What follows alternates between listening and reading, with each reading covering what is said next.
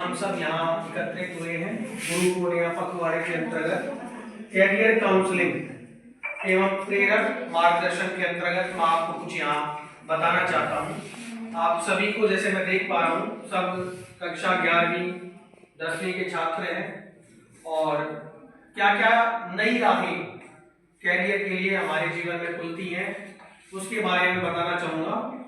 जैसे अगर हम कक्षा 11 में आते हैं, कक्षा 10 को उत्तीर्ण करके, तो हमारे दिमाग के अंदर, मस्तिष्क के अंदर कुछ बातें क्लियर होना बहुत ही अति आवश्यक है कि हमें जीवन में बनना क्या है और कौन सा कैरियर हमें चुनना है, क्या बनना है, उसी के हिसाब से क्या होता है आपका निर्धारण होता है।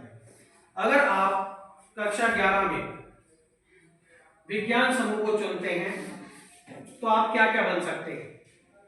आप विज्ञान समूह को चुनने के बाद आप इंजीनियर बन सकते हैं और अगर आप बायोलॉजी का चयन करते हैं तो आप डॉक्टर बन सकते हैं।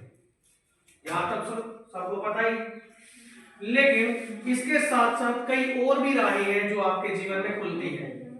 मात्र एक डॉक्टर कई बार बन के हमारा उद्देश्य ना होके आपके अलग अलग कैरियर भी खुलते हैं। जैसे आप नर्स वगैरह भी कर सकते हैं, जो लड़कियां होती हैं वो नर्सिंग का ऑप्शन भी वहां उनके लिए क्या होता है ओपन हो जाता है।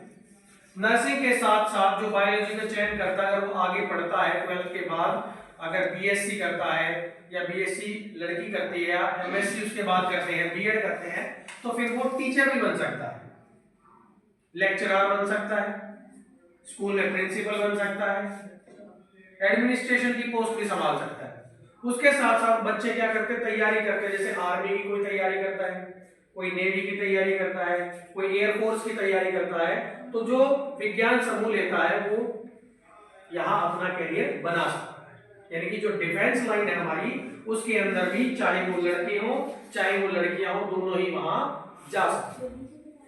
ठीक है, यहां तक बात समझ में आती है। उसके अलावा अगर हम बात करें, जैसे अगर किसी को लगता है कि पुलिस की उसको क्या करनी है, जॉब करनी है, तो भी साइंस यानी कि विज्ञान समूह लेके वो कर सकता है। तो ये कुछ राहें हैं। मात्र हमें इतना ही नहीं सोचना कि अगर हमने विज्ञान समूह लिया तो इंजीनियर और डॉक्टर ही बन सकते हैं। वो भी बहुत सारी लाइनें जैसे मैंने आपको बताया वो सब हमारे लिए क्या होती है, खुल जाती है।